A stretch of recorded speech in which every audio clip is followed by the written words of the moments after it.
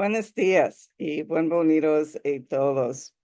Good morning and welcome, everyone. Welcome to a community dedicated to providing spiritual tools for living a happy and full life. My name is Karina Scheer, and I am the spiritual director and founding minister here at the Center for Spiritual Living Puerto Vallarta. If you would like to join us for the live Zoom meeting, please contact me for the link and the password. Otherwise, you can find it on our webpage, www.cslpv.org, under the weekly talk section. So today is Sunday, December 8th, and we are continuing with our annual theme, A Grand Rising, our monthly theme, Sticking the Landing, and the theme for today, this week, is Hearts Ablaze. So at this time, I'd like to once again welcome everyone, including those that are new to our teaching and to our center here in Puerto Vallarta, whether you're on the live Zoom call or watching the replay at a later time. We teach a philosophy that honors all faith traditions. So whatever path you are on, know that it is the right one for you. And no matter what your background, please know everyone is welcome here. We value each and every one of you. So as I mentioned, we teach a philosophy called the Science of Mind, and it's based on new thought and ancient wisdom. We honor all faith traditions and diversity in all aspects so that we can see and appreciate the great oneness that already exists within everyone. When Dr. Ernest Holmes founded this teaching in the 1920s, he had studied both Eastern and Western spiritual texts in order to create the Science of Mind, which focuses on the individual use of thoughts and this powerful thing called the mind. When asked to provide a concise definition of the teaching, he had replied that it is a correlation of laws of science, opinions of philosophy, and revelations of religion applied to human needs and aspirations. So each week, we offer service with an inspirational message.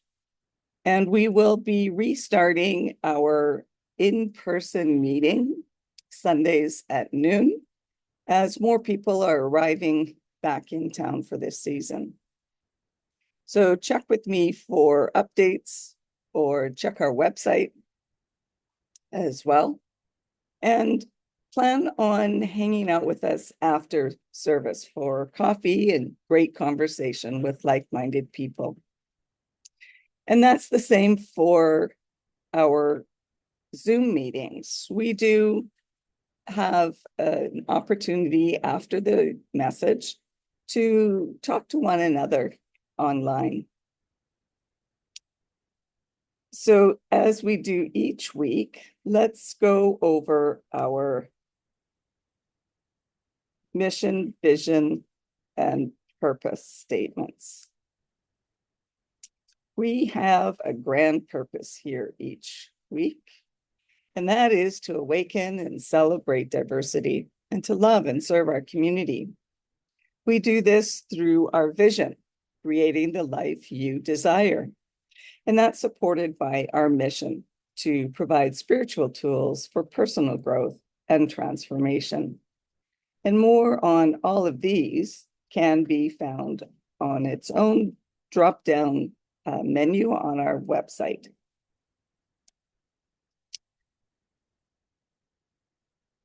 We are feeling creatures who think. So says Dr. Jill Bolt Taylor in her book, Whole Brain Living.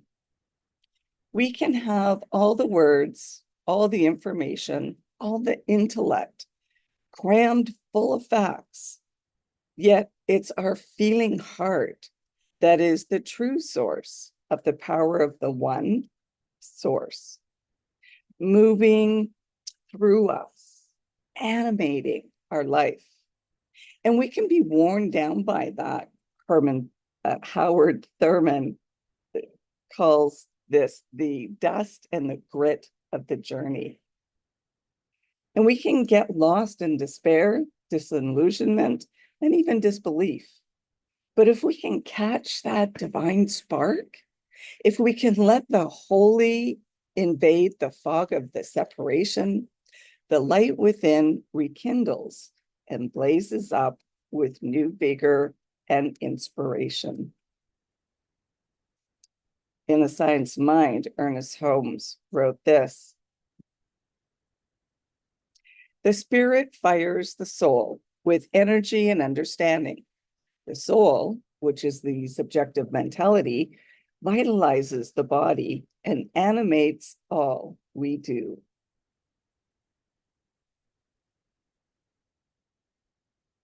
So in Living the Science of Mind, the book written by Ernest Holmes, he stated, "That which is felt cannot be taught, while that which is taught can be felt."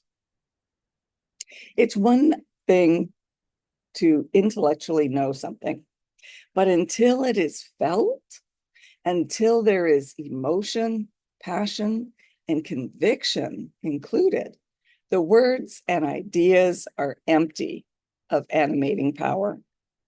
Ernest Holmes refers to the essence of the treatment as being the feeling which the practitioner has and brings to the treatment. Feelings can't be taught, only felt. And as we free ourselves of the ties that bind us emotionally and allow our true self to fully and vibrantly express, we bring more of the fire of the divine into our lives, that fire in the belly. And the core emotion is the love, which is the nature of spirit.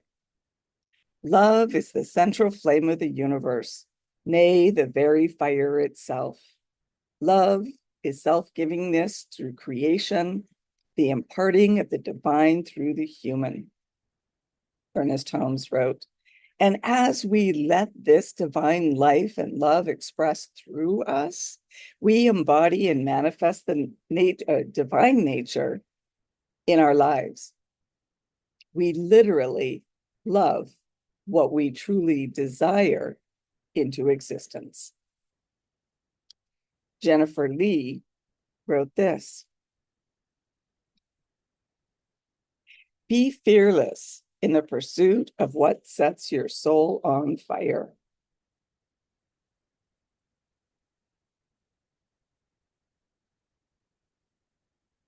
So love is the central flame of the universe, nay, the very fire itself. Love is givingness through creation, the imparting of the divine through the human, is the actual passage from Ernest Holmes in the Science of Mind textbook. And when we play small and safe, we withhold that fire of divine love. It's only by boldly living out loud that we create a truly grand rising.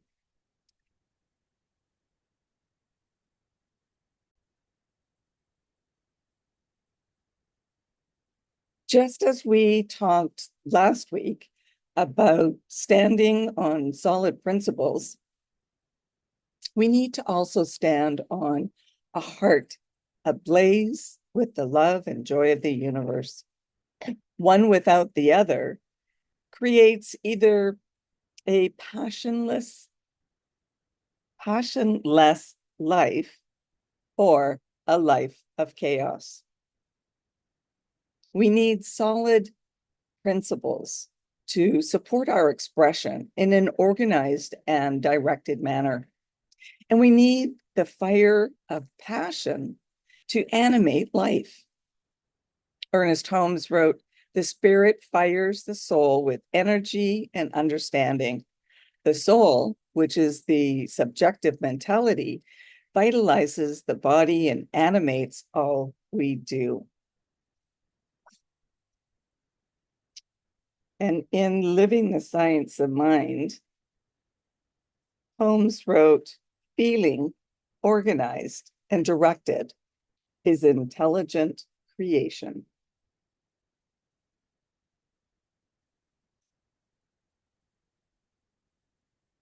So many people damp down the flame of their hearts due to either conditioning, playing it safe, don't be too much, fear of disapproval, or due to unhealed grief and not wanting to open up after being hurt. Well, it's important to face the inner shadows, to bring the light of love into our hearts and into our lives. We're not here to get through life safely and without anything untoward happening. As Helen Keller said, life is either a daring adventure or nothing. She calls out the worst of evils, apathy, and the superstition of security. Life is what it is. It's beautiful and flowing and joyful and violent and chaotic. Life includes death. Everything in life appears for a while and then recedes back into the mystery. We are expressions of life evolving from unconsciousness to consciousness. It's only when we fight life, trying to control it, trying to make it into our image and likeness, that we experience the real pain and struggle.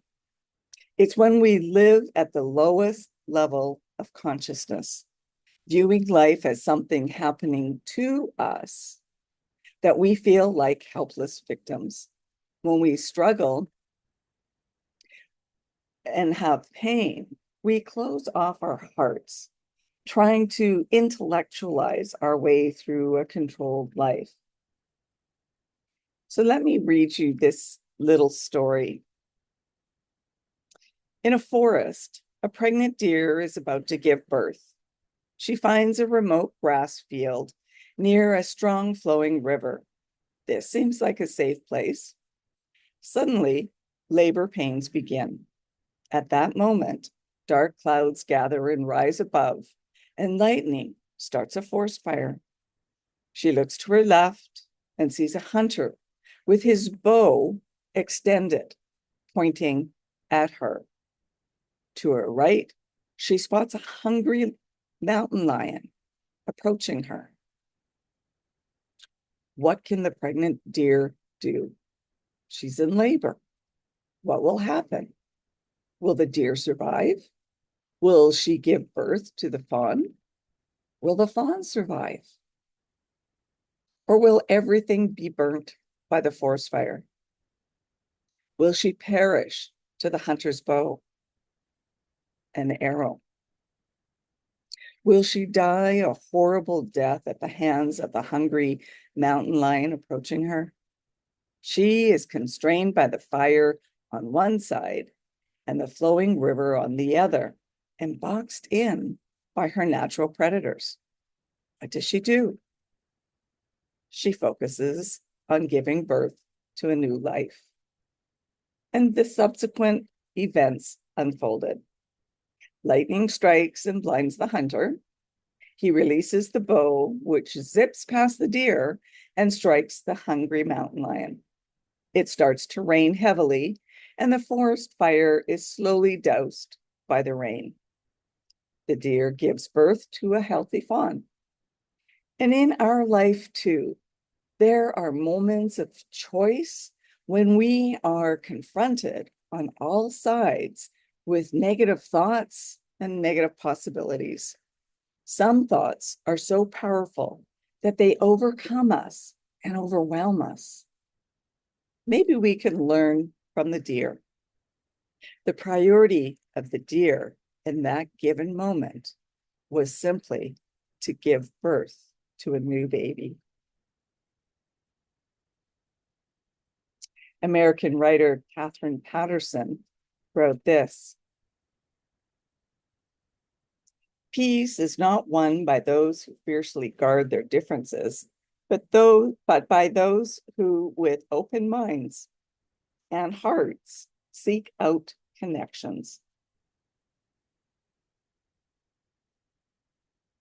So as we learn to flow with life, to release and let go, we feel safe enough to allow our hearts to open.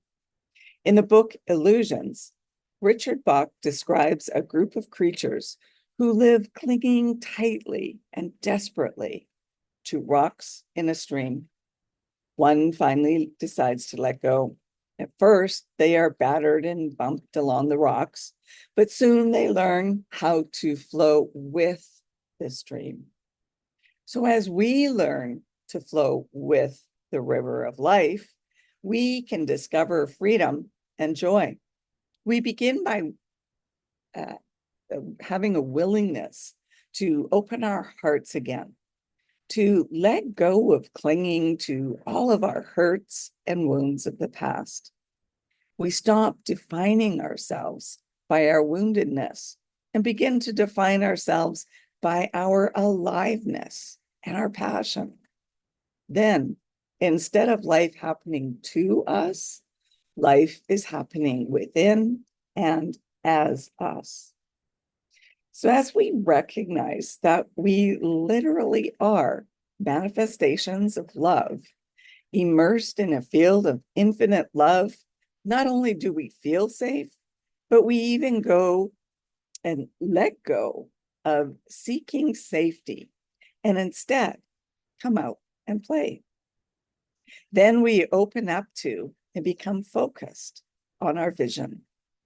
As Audre Lorde said, "When I dare to be powerful, to use my strength in the service of my vision, then it becomes less and less important whether I am afraid." And Jill Bolt Taylor wrote this: "We humans are feeling creatures who think rather than thinking creatures who feel."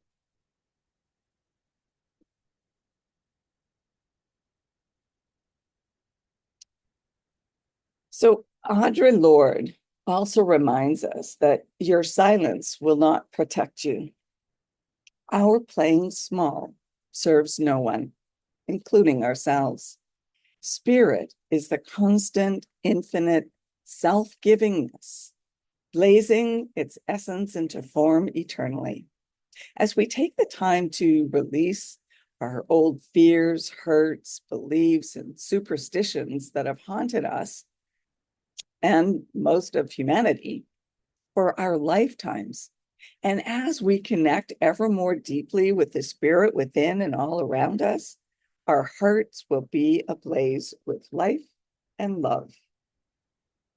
At the age of 93, Charles Fillmore, the co-founder of Unity, said, "I fairly sizzle with zeal and enthusiasm and spring forth with a mighty faith to do the things that ought to be done by me." So let your heart sizzle with zeal and be ablaze with the love and life that Spirit is expressing. So this week, if you know that there are blockages of fear, hurt, or grief, work with a practitioner to free yourself. Join a support group. Spend time contemplating your heart, imagining it opening and expanding, becoming more inclusive. And practice listening and trusting your heart in your life. Take on the words of John Lennon's song, "Dear Prudence," with the invitation: "Dear Prudence, won't you come out to play? Greet the brand new day. The sun is up, the sky is blue. It's beautiful, and so are you. The wind is low, the birds will sing, that you are part of everything. Won't you come out to play?" I can almost hear Mr. Rogers singing that song for some reason. So now I'll leave you with this final quote.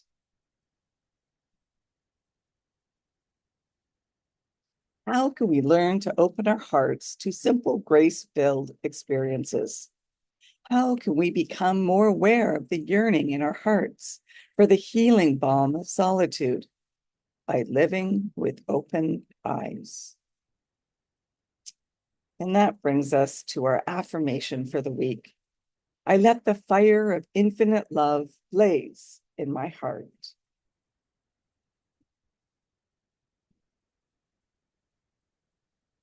And so now it's time for our news and updates at our center.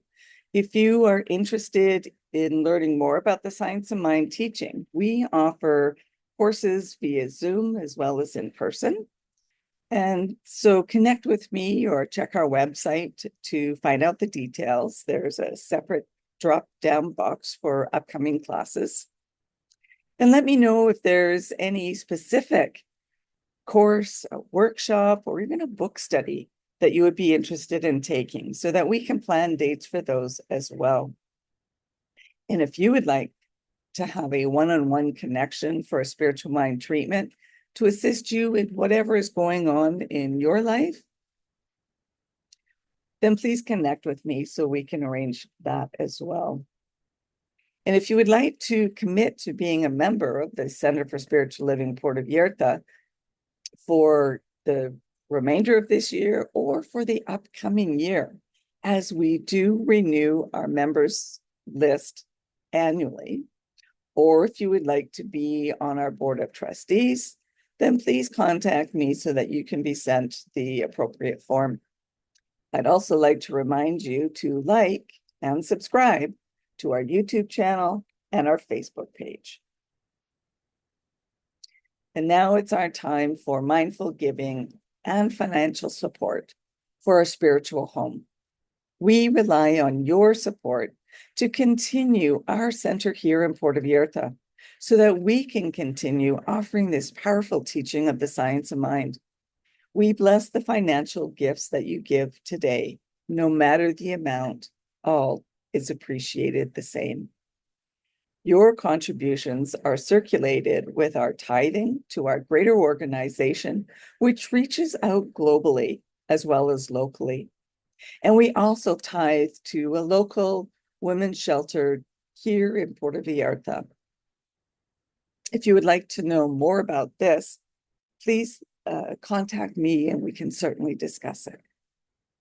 Donations can be used or can be made using our PayPal or Tithely accounts through our website, www.cslpv.org. And you'll find the donate buttons on both the landing page as well as on the page for our weekly replay of the messages. Alternatively, you can still mail in paper checks. However, in Canada, there's currently still issues with the mail system. So perhaps hold off on that for a little bit.